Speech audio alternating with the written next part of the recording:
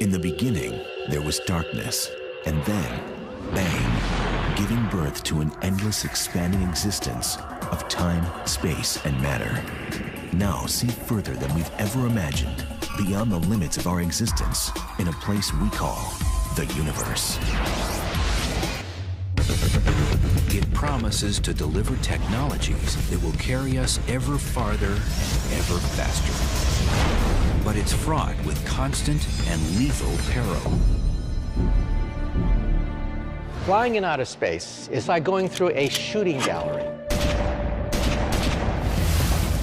It will test the limits of human capacity and human ingenuity. If something goes wrong, what do?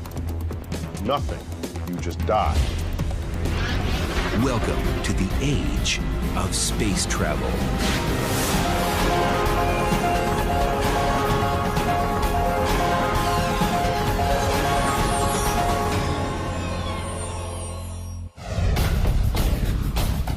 In ways scarcely even imagined, the steady hand of progress is poised to deliver humanity to the heavens.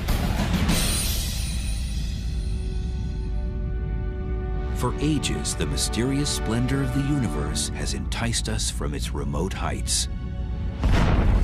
At last, its mysterious temptations are within reach, and man's destiny can be fulfilled. I don't know if it's written in our genes, but anytime you see something at a distance and it piques your curiosity, the first thing you want to do is get a closer look. So while telescopes get you pretty far in this regard, those things that are sort of close enough to be within the reach of our space program, why not take the trip? T-minus 10, 9, main engine start, 5, 4, and liftoff of Space Shuttle Atlantis to assemble. Prying free from our home planet's grip ranks among the greatest of human achievements. But no one, since 1972, has ventured beyond the Earth's orbit. Our space program has been stuck for 30 years. We simply just go around the planet Earth. It's just like Columbus exploring the New World for the first time and then spending the rest of his life simply puttering around the Spanish coastline. What's the problem? There's a dirty little four-letter word, and that is cost. It costs about $10,000 to put a pound of anything into orbit. Imagine John Glenn made out of solid gold. That's what it costs to put John Glenn or you into orbit. It would cost about $20 million for you to take a weekend trip up to the space station. It would cost about $500 million for you to go to the moon. And for you to go to Mars would probably cost tens of billions of dollars. One way to reduce the cost of reaching space would be to find a more efficient way to overcome Earth's gravity. Remember the story of Jack and the Beanstalk? Jack was the little boy who climbed the beanstalk into heaven. Well, imagine a space elevator such that you hit the up button and the elevator takes you into the heavens just like Jack and the Beanstalk. Instead of building from the ground up, the space elevator would be built from the top down. A satellite in geosynchronous orbit would drop a 60,000-mile cable back to Earth, where it would be anchored to the surface. Now we are within striking distance of being able to create fibers that can withstand the tension of traveling at enormous velocities in outer space as the space elevator rotates with the planet Earth. So it never falls because it rotates at the same rate as the planet Earth. The elevator's compartment would simply roll up the cable, shuttling travelers and supplies into orbit, where it would wait for a spacecraft. This system would entirely replace a conventional rocket launch. And that might reduce the cost of space travel by a factor of 1,000. Think about that. Then you begin to realize that perhaps a trip to outer space may be no worse than an airplane ticket. But beyond the limits of Earth's comforting embrace, exotic menaces await every space traveler. Flying in outer space is not like taking a nice ride in the country in a car. It's like going through a shooting gallery. To an unsuspecting voyager, it might seem the universe is taking aim with a firearm. There are particles in space, even dust-sized particles, pebble-sized particles, that are traveling tens of thousands of miles an hour and sometimes even faster. More than 500,000 of these projectiles, measuring over an inch in diameter, are zipping around our planet right now. They include pieces of glass broken off of solar cells, paint chips from spacecraft, and debris from rocket booster engines. And in deeper space, there's more danger from pebble-sized meteors called micrometeoroids. A small piece of dust can crack glass, it can penetrate metal, it can pulverize plastic. And that does happen in space all the time. But perhaps an even more deadly danger, not at all solid, lies in wait: radiation. The devastating effects of this invisible energy have been witnessed on Earth in the aftermath of the atomic bombs of World War II and the nuclear fallout of Chernobyl. Distressingly, our own life-giving sun spews out streams of poisonous radiation. So realize that we've been protected in this cradle. We've been protected by the atmosphere of the Earth. Magnetic field of the Earth gobbles up most of the flares from the sun to create the aurora borealis. In outer space, you get the aurora borealis coming right at you. There's no ozone layer, there's no magnetic field to protect you. It's just you and the harshness of outer space.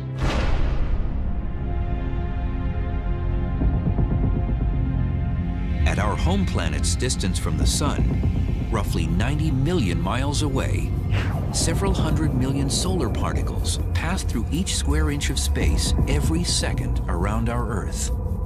There's high energy particles streaming from the sun all the time. But every now and then there's an extra dose of these particles. The sun burps up high energy radiation. That's bad too. That level of radiation is never good for one's DNA.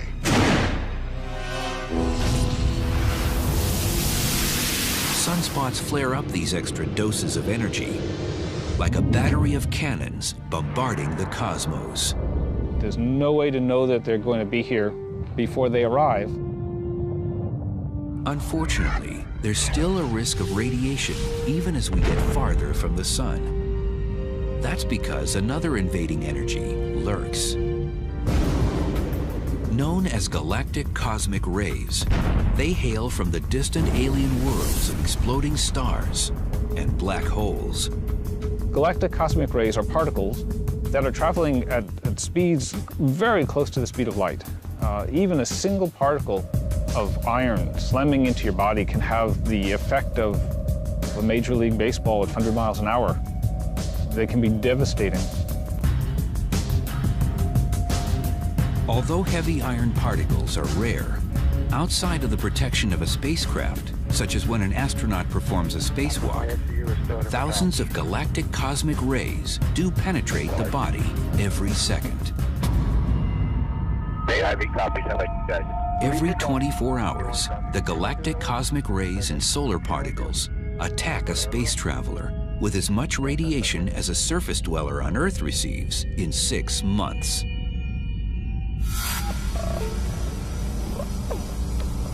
The human body won't immediately feel the impacting radiation, but in sufficient quantities, it can be noticed. Even with eyes closed, the particles spark flashes when they strike a space traveler's retina. The flashes are not blinding, and you have to ask yourself, did I see something? And then you say, oh, yes, I did. And its appearance is a little different from time to time. However, the human body does feel the shock of this bizarre weightless existence. I think that the most dangerous thing going into space is the loss of gravity. Weightlessness causes almost every system in your body to start changing. And it doesn't stop changing until you get back onto a world where you're pulled down again by its gravity. One of the first casualties of zero gravity is a space traveler's sense of direction. What's up and what's down? Very good question. And first of all, it's whatever you want it to be. If you want this to be up, that's fine. But if you want this to be up, that's just as good. Most travelers will suffer from motion sickness for the first few hours, or most likely, days. It's just one of those things that you ought to resign yourself to facing, that everyone is very likely to feel a little bit disturbed in terms of orientation. Here on Earth, scuba divers floating underwater experience the nearest sensation of prolonged periods without gravity. It is for this very reason that aspiring NASA astronauts train to live and work in a gravity-free environment by subjecting themselves for up to 6 hours at a time in a large water tank. Now, scuba equipment, you still experience the forces of gravity, but it doesn't feel like it because your whole body is uniformly buoyed by the water that holds you up. And except for the visual cue of air bubbles floating to the surface, swimming underwater can mimic the sensation of disorientation. But as time passes in the weightlessness of space, the human body senses it no longer needs to resist the force of gravity and begins shedding muscle and bone mass. When you're in space, your body thinks you might as well be lying in bed. And so if you're not careful, your body will atrophy. To counter this, each day in space, an astronaut needs to exercise. The legs are especially vulnerable because they are seldom used. In this world, the arms and hands do most of the work to move the body around. What would be the toughest thing to get used to might very well be just how you live in space, where you can't walk across the room. You have to float everywhere you're going. The lack of gravity also slows down the digestive tract, which can cause problems at mealtime. Your digestive system stops. You can't eat, you can't drink until you can start digesting again. And that can take anywhere from hours to days. Worse still, zero gravity and radiation can combine in an especially sinister way. In space, the immune system is not as effective as it normally is. And many of the bacteria and viruses that we normally can withstand become more virulent. Additionally, bacteria can grow up to 50 times faster, and any virus brought on board could mutate into a never-before-seen predator, thanks to the ever-present radiation. All these difficulties prey on space travelers in just the first few hours or days. And what about journeys that need more time? It only gets tougher. The universe is an unforgiving place. It's open to only the boldest adventurers, those who have the mettle to trek deep into an environment swimming with toxic hazards, and unafraid to stray far from the safe and familiar. We take it for granted that clothing is flexible and machines work in room temperature because implicitly or explicitly, they're designed for that. You go into the depths of space, if you're facing the sun, it could be hundreds of degrees Fahrenheit. If you're facing away from the sun, it could be hundreds of degrees below zero. Down here on Earth, you take so much for granted. You know, we're out here, sunshine, the fresh air all around you. Up there, you're in a closed ecosystem. You have to supply all the human needs that the Earth just, automatically does for us. You have to hope that the integrity of the hull stays together so you don't have rapid decompression, quick suffocation. The same reality exists for a submarine gliding deep through the ocean. It provides a life-preserving barrier to protect its inhabitants from a surrounding alien world. If there's damage to the spaceship, air leaks out, you die. Damage to the submarine, water gets in, you die. So the isolation, both physically and personally, between the two seem quite parallel. The potential for a catastrophic mishap lurks. When you're out in the middle of the ocean, you have only yourself and your colleagues to rely on. And the same thing applies in space. Things have to hold up. You can't come back, you can't run to the hardware store, you can't fix the thing with some part that you didn't bring along, and you're stuck with human ingenuity, the tools you brought with you. And out there in space, you truly are just removed from mankind. It is isolation like I've never felt before.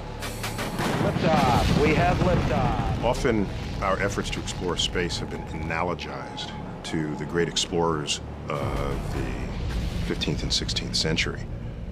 The first to sort of cross the oceans, going to unknown territory, having to bring all their supplies with them, not knowing if they'll ever return. And I think there's a lot to say about that analogy, but there's a point where it breaks down badly. When Cortez landed in South America, when Columbus hit the Caribbean, there was still air there for him to breathe, all right? There were fruit on the trees. Suppose the Apollo 11 astronauts, Neil Armstrong and Buzz Aldrin, landed on the moon and, like, the engine broke. Okay, Houston, we've had a problem here. What do? Nothing. You just die. There's not sort of an engine tree that they can pluck parts from to repair their ship. So the hazards are vastly greater to human health in space exploration than traveling anywhere on Earth's surface. There won't be any service stations in case you break down, run out of gas, or need something to drink. One of the challenges of space exploration is either carrying along with you all the supplies you need, water, food, oxygen, or finding some way to manufacture that en route or at your destination. We're not there yet. We don't know how to do that yet. And so one hazard is if something goes wrong and you run out of food and water and shelter, that's bad. You'll die. Every sip, every drop of water is precious. On a space voyage, there will be no such thing as a shower. The only option will likely be a wet cloth. This is quite a change from the 130 gallons of water each American consumes in just one day. The cuisine on board would take some getting used to as well. For a few days, you can take fresh fruits and fresh vegetables, carrots and apples and things like that. For the longer missions, though, you have to have storable foods that can, stay for long periods of time without spoiling and going bad. And yet, astronauts agree that enduring the myriad of risks is a small price to pay for the chance to witness the wonder of the cosmos in person. 1500's 2.3. I know how they felt because they report things like, well, you could hold up your finger and you could block out the Earth with your thumb. And it kind of gave them an entire new perspective of how amazing this little blue marble the Earth is and how precious it is in this vast solar system.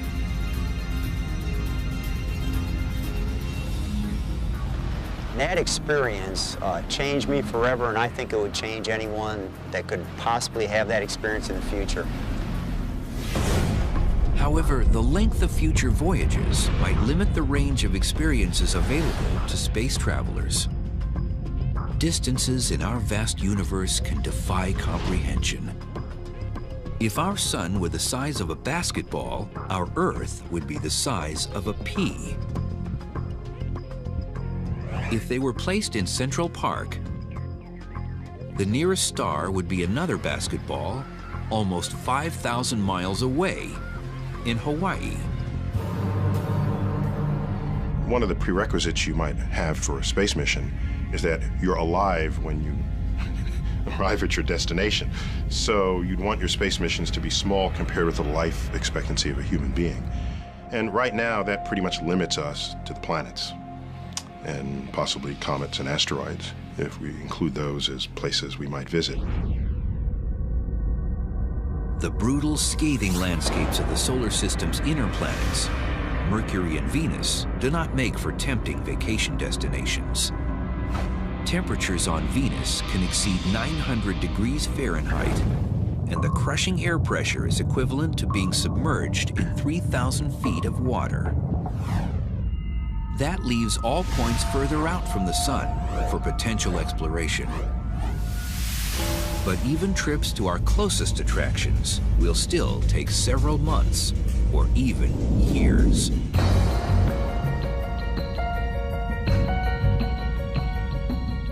About 139 million miles separate the orbits of Earth and Mars. But since each body circles the sun at different speeds, the distances with respect to each other change continuously. The problem with going to Mars is that Mars and the Earth only line up about once every 2 years. With current chemically propelled rocket technology, a flight leaving from Earth for the Red Planet in 2018, when the two bodies are on the same side of the sun, could take 104 days, less than 4 months. After a 40-day stay, the return trip would require a little more than 6 months. That's an entire year to make one round trip. But a voyage departing in 2031, when the Earth and Mars are on the opposite sides of the sun, would demand about 20 months, nearly 2 years of travel time. That's 1 to 2 years away from any lifeline. Comets, those oversized dirty snowballs, swoop close enough to Earth to accommodate a round trip lasting as short as a few months. Find some comet that's on its way into the sun and ride it. And watch the coma grow and the tail form. And watch the sun first slowly, but then rapidly get larger and larger and larger. You swing around the backside and come out. It's got to be the most fun tour of the solar system you can come up with. It'd be dangerous because particles of the comet would fly up and hit you in the face and things. So apart from all that which would kill you, it would be a fun trip. Just beyond the orbit of Mars, asteroids fly within range of a few years round trip from Earth. Future travel agencies might arrange cosmic versions of extreme vacations by exploiting the unique environments of these miniature planets. They put you on a sled and slingshot you into space in such a way that the weak gravity of the asteroid will hold you in orbit but won't pull you back down again. Would be a great ride. 3 times farther away than Mars, the orbit of Jupiter, with its crowded moon system, offers dozens of diverse visions. It may prove tempting for future travelers, but a round trip could take 5 years. Saturn is nearly twice as far as Jupiter, and the thought of decade-long trips might be too much to bear. But there are technologies that can slice the time it takes to visit Mars to just a few days. For mankind ever to venture into the depths of the cosmos, endeavor to bathe in the light of an exotic star, or even just a voyage to the suburbs of our own solar system, we'll need to find a way to travel much, much faster. What's the fastest we could travel? Nothing yet observed by science moves faster than the speed of light, 186,000 miles per second. The speed of light is the ultimate velocity in the universe. It's Einstein's cop on the block. The speed of light is so fast that you could go around the Earth 7 times in just 1 second. For you to jump to the moon at the speed of light, you could reach the moon in about 1 second. Compare that to the 3 days it takes to get there with current technology.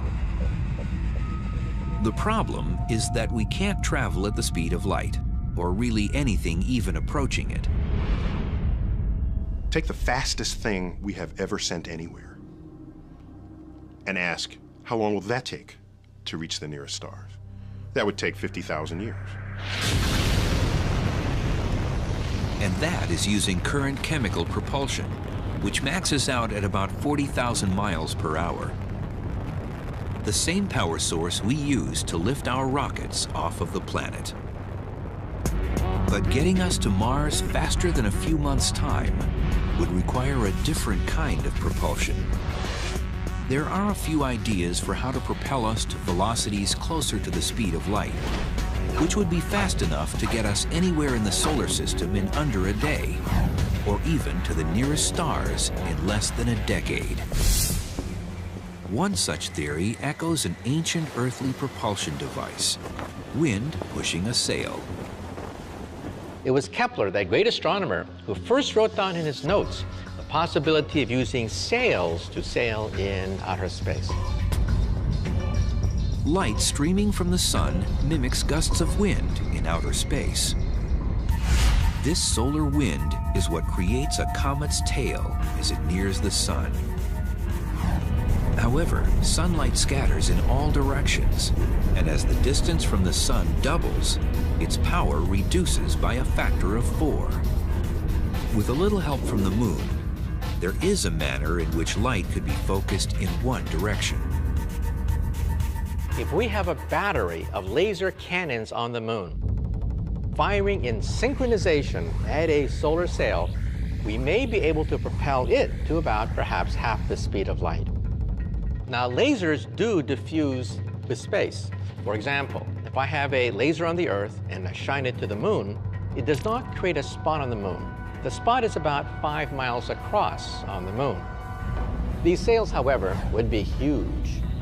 Now we're talking about astronauts, perhaps spending months in outer space, designing a sail hundreds, maybe even thousands of miles across, sufficiently light and durable in order to capture light from a battery of laser beams on the moon. But solar sailing limits space vessels to destinations within our solar system. One alternative gets around this problem by tapping into hydrogen, the most abundant element in the universe, as a propulsion source. My favorite design to take us to the stars is the ramjet fusion engine. The ramjet engine has a gigantic scoop in the forward direction that gobbles up hydrogen gas as it moves in deep space. It collects the hydrogen gas and then fuses it, just like the sun, and shoots out a huge stream of ions out the other end. And on paper, it looks fantastic. On paper, it looks as if a ramjet fusion engine could go on forever, simply using up the hydrogen that is found naturally in outer space. Unfortunately, scientists have not yet been able to achieve a hydrogen fusion reaction capable of propulsion in tests. But another potential fuel source, one that seems to come right out of science fiction, has already been created in laboratories. It's called antimatter, and it's the opposite of all that we know. For example, think of the world on the other side of the looking glass. Just like in Lewis Carroll's Alice in Wonderland, we physicists have wondered, is there another universe on the other end of the looking glass? A parity-reversed universe where left becomes right, right becomes left. In an anti-universe, charges are reversed. So positive charges become negative, negative charges become positive, and when they meet, they create a burst of energy. So if this universe on the other side of the looking glass are made out of antimatter, and I were to touch this other universe, I would destroy most of the New York City metropolitan area in a burst of energy. So the conversion of antimatter and matter to energy is 100% efficient. It is the ultimate engine. But there is a catch. There's always a catch. Even though we can create anti-atoms in the laboratory, the cost is stupendous. It would bankrupt the United States of America to create a teaspoon of antimatter. However, it would only take a few grams of antimatter to take us to Mars, and perhaps several teaspoons of antimatter to take us to the nearby stars. But for us to ever visit a distant star or another galaxy, we need something stranger than even Alice could ever dream of, peering through her looking glass.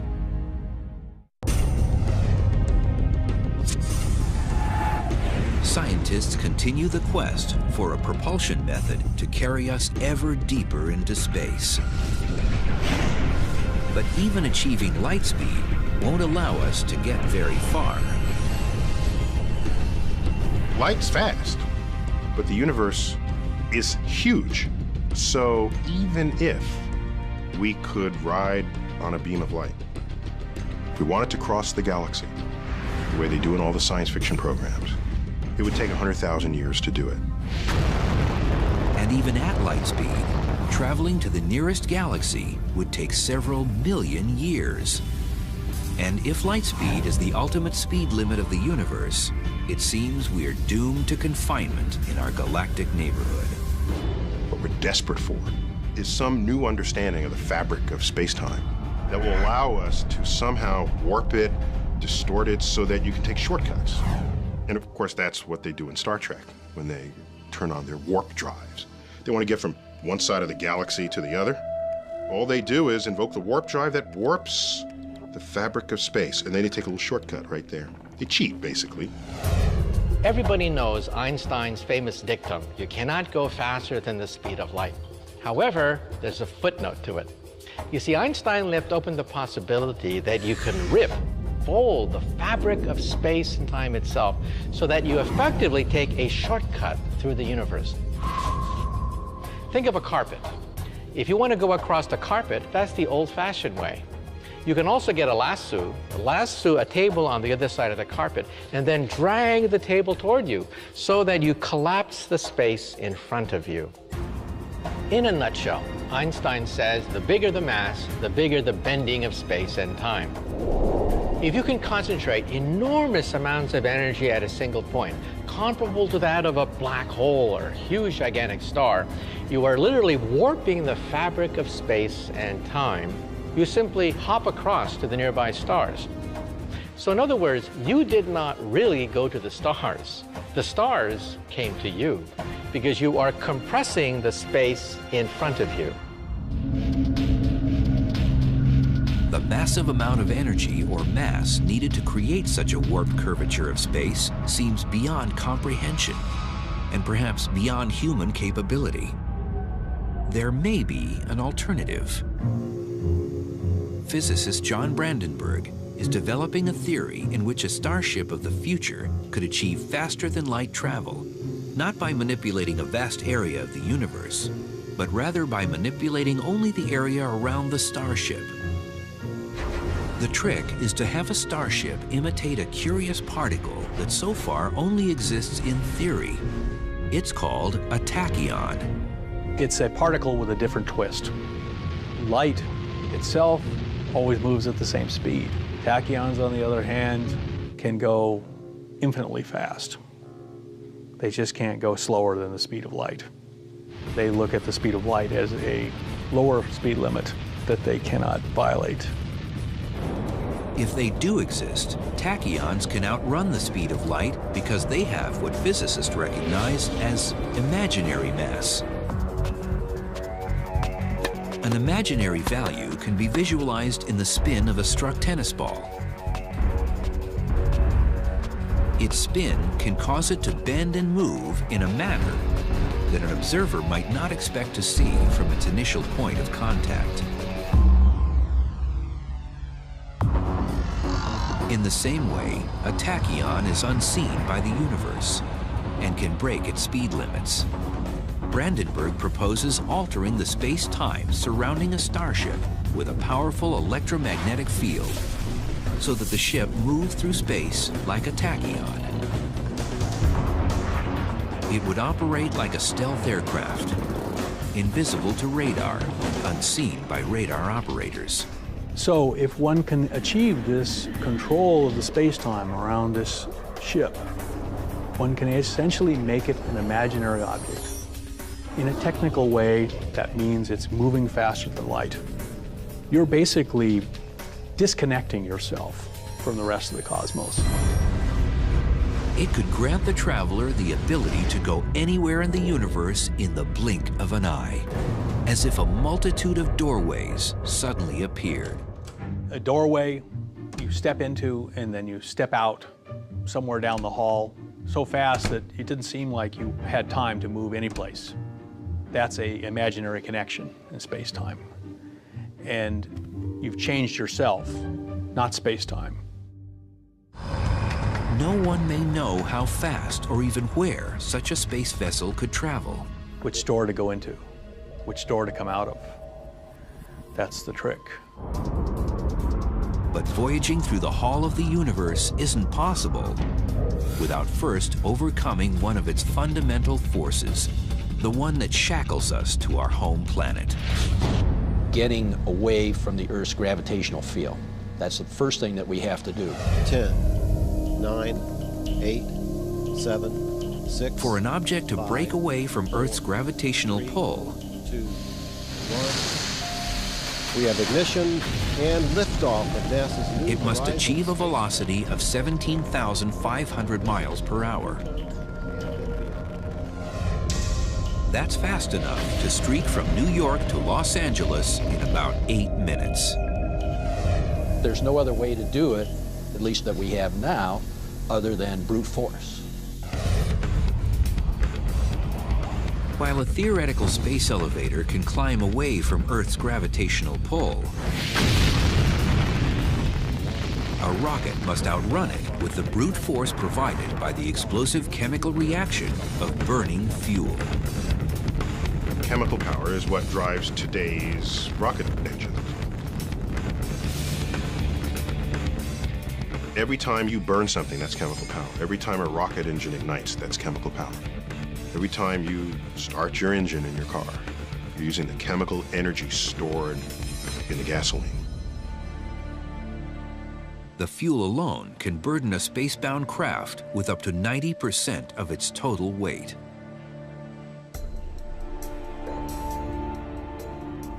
If you're carrying all the fuel you'll ever need, then most of the effort of the first ignited fuel is to lift the unburnt fuel into orbit. It'd be like trying to drive from New York City to Los Angeles on one tank of gas. Well, you would need a tanker truck behind you. And most of the energy to accelerate the tanker truck is going in to just move the fuel that's in the tanker truck. The space shuttle, its rockets, and the fuel they're carrying weigh a staggering 4 million pounds. And nothing short of a bone-rattling eruption could push it up and away from Earth. Well, Brent, looks like your long wait is over. We wish you all the best luck in the world. Godspeed, and we'll see you back here in about 2 weeks. A journey into space today means that space travelers must ride a controlled detonation into the sky. Whatever the vehicle weighs, we have to generate about 1.5 to 2 times that thrust in order to get it off the surface of the Earth. To get the space shuttle up to speed demands 7 million pounds of thrust. To put that into perspective, if you can imagine me holding a 1-pound ball in my hand, if I'm holding it here and I'm holding it steady, I am exerting a pound of thrust on that ball. So if I lower it down, I'm clearly not exerting a 1 pound. If I pick it up, I'm exerting more than a pound. So you have to have a little more thrust than you do the weight, obviously, or you won't go anywhere. How a rocket moves can be illustrated with a blown-up balloon. This works almost like an engine nozzle. Now I can hold it in place, and you can control it, you can let it go. And what we do is we try to eject as much mass through that throat as we can, and as it expands out, the back end, that expansion or that pressure pushing that way pushes the vehicle this way. When today's astronauts climb aboard for their journeys on the space shuttle, they're hitching to giant containers housing that necessary mass. Millions of pounds of highly combustible hydrogen and oxygen wait to be ejected. It only takes a spark.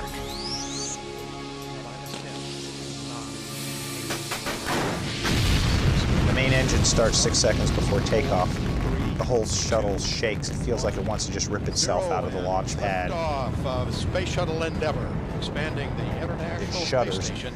And you think, oh my gosh, that's an awful lot of force, about 1.5 million pounds of thrust. It's kind of surreal. It's like, this can't really be happening. It's something you've been wanting to do for years and years, and it's really happening. It's like riding a man-made earthquake. You've spent several million pounds worth of fuel to get to the first 2 minutes of flight, and then the solid rocket boosters come off. That's like a train wreck when those things come off. It almost feels like you're just accelerating faster and faster and faster as you burn all the fuel out of the big main tank.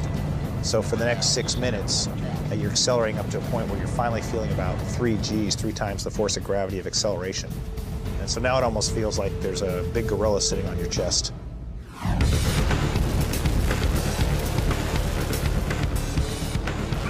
A drag racer who accelerates from 0 to 100 miles per hour in 2 seconds will feel G-forces similar to those experienced by astronauts. As the vehicle keeps accelerating and you're watching the speed tick by in thousands of feet per second until you get to 25 times the speed of sound. Then there's a cutoff, and then everything's floating. And now you're in space. So space isn't very far away. It only takes about 8 minutes and 30 seconds to get there. The next model for venturing into the great beyond and reaching new worlds will begin first with a visit to an old friend. Although not quite yet a space elevator, NASA's mission to return to the moon builds on the idea of Earth orbit as a base for farther voyages. NASA's Constellation program, a successor to the legendary Apollo program, aims to plant boots on the moon by 2020. 2 separate rockets form the foundation of the plan. The unmanned Ares 5 rocket, towering taller than a football field standing on its end,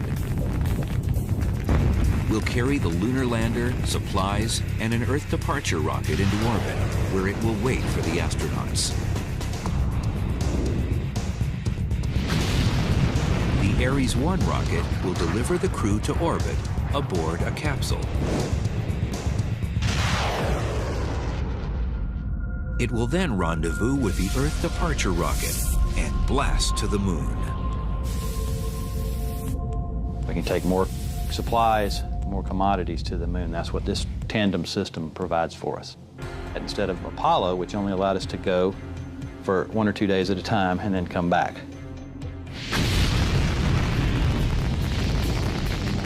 Will we ever find a way to surpass the bold achievements of the Apollo program? Will we ever cross the vast expanse of the cosmos as quickly and effortlessly as we travel to another city or another continent? We must if we are to survive as a people. If we stop exploring, we have learned time and time again throughout history that those societies basically tend to wither up and die. It's a part of what we are. It's a part of what we leave to our children and their children. It's who we are and it's what we do.